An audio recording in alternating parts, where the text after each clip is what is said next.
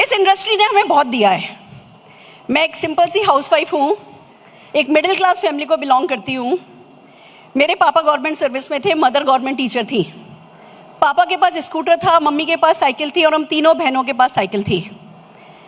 मैंने इस बिज़नेस को ज्वाइन किया तब मेरे सिर पर इतना इतना घूंघट था। मेरे को सिर्फ एक भाषा आती है, हिंदी। मेरे में बिल्कुल आत्मविश्वास नहीं था, मेरे में हीन भावना थी और मेरे हस्बैंड मुझे 100 रुपया पॉकेट मनी देते थे।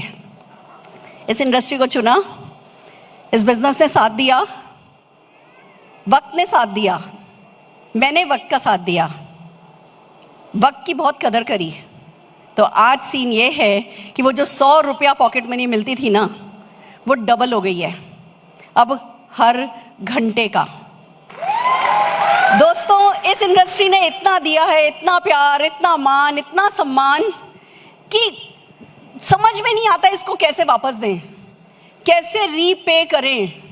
तो जब मौका मिला कि आज कुछ ऐसा कर सकते हो इंडस्ट्री के लिए, कम से कम एक तो हो सकते हो इंडस्ट्री के लिए, कम से कम एक प्लेटफॉर्म पर आकर के जो आपने सीखा है, जो आपके पास मूल मंत्र हैं सफलता के, जो खाली खुद के लिए नहीं आपने आजमाए हैं, जो सैकड़ों लाखों लोगों के लिए आजमाए हैं, कम से कम कुछ गुर तो सिखा सकते हो। कम से कम उस व्यक्ति को वहां से उठा के यहां तक लाने में उसकी मदद तो कर सकते हो। इसलिए मैं आज यहां आई हूं।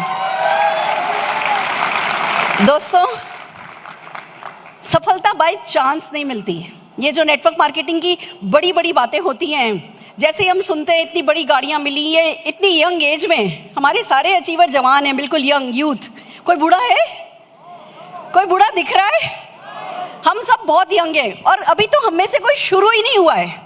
सच तो ये है कि नेटवर्क मार्केटिंग का ना अभी रॉकेट किसी कंपनी ने या किसी लीडर ने खड़ा भी नहीं किया है। उड़ाना तो बहुत दूर की बात है, अभी तो हम सब लॉन्च पैड बना रहे हैं।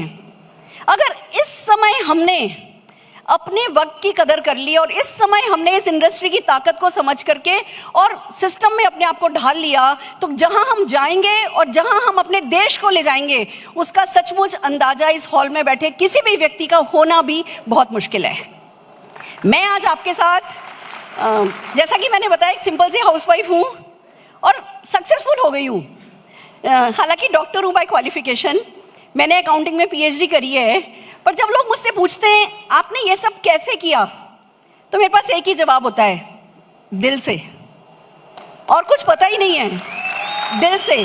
तो जब इस फोरम पे कुछ सिखाने का मौका मिल रहा है, तो वो ही दिल से सपनों के बारे में आपको कुछ सिखाना चाहती हूँ, जो मैंने किया, जो मेरे लोगों ने किया और सफलता पाई। क्या आप तैयार हो? Are you ready? तो आइए चलते हैं, आर्ट ऑफ ड्रीमिंग की बात करते हैं। ये क्या है सपने देखने का साइंस? आपने अभी सुना, हर कोई कह रहा है नॉलेज यहाँ पे लो, विजडम यहाँ पे लो और बाहर जाके एक्शन करो। मैं कहती हूँ जो सबसे इंपॉर्टेंट एक्शन है ना, वो बाहर जाके नहीं करना है। वो जो सबसे इंपॉर्टेंट एक्शन है ना, वो अभी करना है, आज करना है, यहाँ करना है, इसी क्षण करना है। वो बाहर जाके नहीं होता है, वो एक्शन अंदर जाकर के होता है। सो आर यू रेडी? तैयार हो? आइए बात करते हैं। जब आर्ट ऑफ ड्रीमिंग की बात करते हैं तो एक बात क्लियर कर दूं, मैं साइंस ऑफ ड्रीमिंग नहीं सिखा रही हूं। मैं वो जो सोती आंखों से सपना देखा जाता है उस पर भी बात नहीं करने वाली, मैं सूडो साइंस पे भी बात नहीं करने वाली, मैं वो लॉ ऑफ अट्रैक्शन, हम सब ने बहुत किताबें पढ़ी हैं, हम सब ने पावर ऑफ स्पोकन को बहुत सीखा है, स्पोकन वर्ड्स को बहुत सीखा है। हम सब थ्योरेटिकली साइंस के करीब तक पहुंच गए हैं सपनों के बारे में। पर जो मैं बता रही हूं वो साइंस नहीं है, वो आर्ट है। वो एक छोटे मोटे फंडे कह दो, इसने, जो मैं अब आपको सिखाने जा रही हूँ, उसने काम को बहुत आसान कर दिया है। मैं आपको गलती बताती हूँ मेरे से क्या हुई थी। जब दी सीक्रेट मूवी आई, हमने सबने इस मूवी को देखा, हम लोगों को बैठा करके मूवी दिखाने लगे, हम हर जगह वो ट्रेनिंग करने लगे, मैं खुद उसको प्रैक्टिस करने लगी। और एक ऐसी रोड थी जिसपे जब भी मैं गाड़ी चलाती थी तो गलती से उस रोड पर चली जाती थी। फिर मैंने सोचा मैं इस रोड पर बार बार लाई जा रही हूँ, इसका रीज़न क्या हो सकता है? तो समझ में आया कि भैया ये जो रोड है ना महारानी बाग में, यहाँ तुम्हें घर बनाना है। मैंने घर डिज़ाइन करना शुरू किया अपने ख्यालों में, सीक्रेट की सारे ज्ञान को लेकर के, और फिर मैंने वो घर डिज़ाइन करना शुरू किया। दोस्तों, वो मेरी सबसे बड़ी ब्लंडर थी।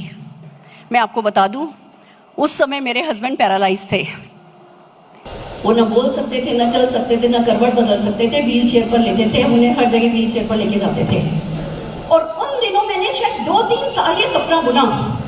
And one fine day I realise कि वो जो घर मैं बना रही थी उसमें मेरे हस्बैंड का कमरा हमेशा ग्राउंड फ्लोर पर रख रही थी। मेरे सबकॉन्शियस में भी ये था कि वो कभी ठीक नहीं हो पाएंगे, और वो सब कुछ कभी ठीक नहीं हो पाए। दोस्तों, मुझे एक बात समझ में आई, ये जो सबकॉन्शियस है, जो ये लॉ ऑफ अट्रैक्शन है, ये जो ज्ञान बिखरा पड़ा है, इसको बहुत सावधानी से इसमें प्रवेश करना है, इसको बहुत सोच समझ के प्रैक्टिस करनी है। और मैं फिर डरने लगी कि एक आम व्यक्ति को मैं ये सिखाऊं और अगर वो भी मेरी तरह गलती करे तो क्या हो। तब निकल के आया कुछ ऐसा आसान सा तरीका जो एक तरफ आपके सबकॉन्शियस को सेट कर देता है और दूसरी तरफ आपको किसी भी तरीके के रिस्क से बचा देता है। सो आर यू रेडी? तैयार हो? जब हम आर्ट ऑफ ड्रीमिंग की बात करते हैं तो सबसे पहले बात आती है कि ड्रीम क्या है? कुछ मांगना, कुछ आस्क, कुछ चाहना, कुछ पाना, चाहे अपने आप से, चाहे अपनों से, चाहे कायनात से, चाहे अपनी कंपनी से, या जिससे भी आप जिसमें भी भरोसा करते हो, अल्लाह, गॉड, ईश्वर, भगवान, कायनात, सुपरनेचुरल पावर, जो भी। कुछ मांगना ही तो सपना देखना है। साधारण शब्दों में, लेमैन्स लैंग्वेज में बताऊं तो बेसिक मेरे को समझ में आया कि हम सबके हाथ में एक कटोरा है? हाथ ऐसे करिए, उस कटोरे को फील कीजिए। हम सबके हाथ में एक कटोरा है और हम सब कुछ ना कुछ मांगते हैं। पॉइंट ये है कि किसका कटोरा कितना बड़ा है, किसका कटोरा कितना खाली है, और किसका कटोरा कितना रॉयल है। रॉयल।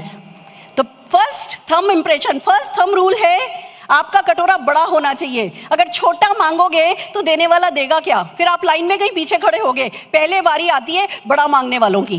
तो सबसे पहली बात, अपना कटोरा बड़ा सा हो। दूसरा, खाली हो।